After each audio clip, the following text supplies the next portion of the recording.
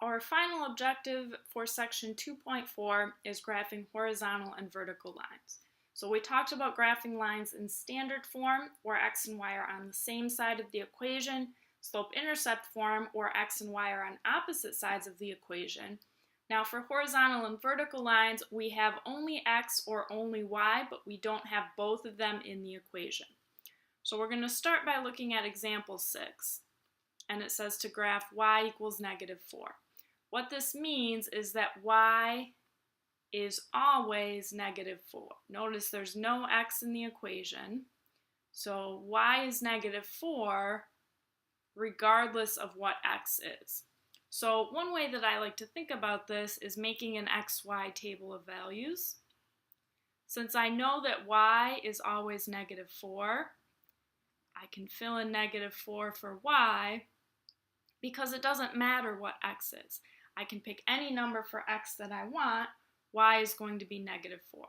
I can pick a negative number, I can pick 0, I can pick a positive number, I can pick a fraction, I could pick a decimal, or a number like 1,000. Whatever x is, y is always -4. So now what I can do is plot these points and I can see what type of line is going to come out. So -2, -4 is right here. 0, -4 is over here. And 3, -4 is going to be right here. So once I plot these points and connect them with the line, I can see that the line is going to be a horizontal line. I don't have to remember that ahead of time.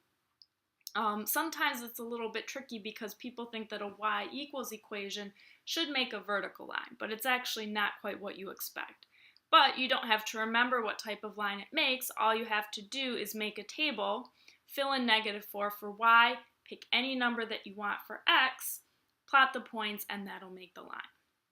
So what I want you to do next is checkpoint problem number 6. This is to graph y equals 3. Pause the video, check your answer with the notes, and then when you're ready, you can resume the video.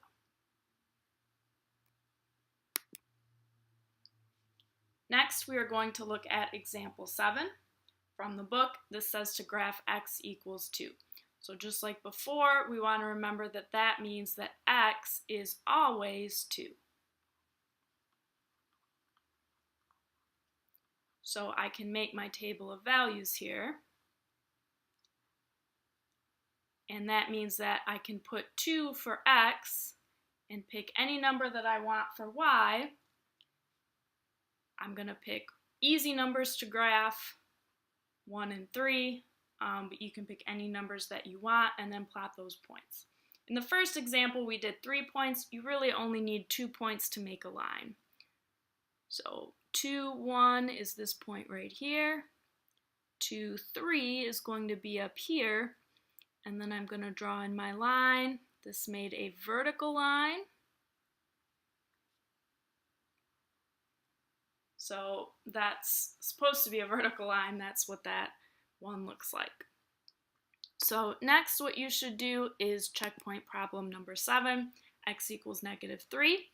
Do this in your notes. Check with the notes that are posted on Blackboard. When you're finished with that, you can work on the homework.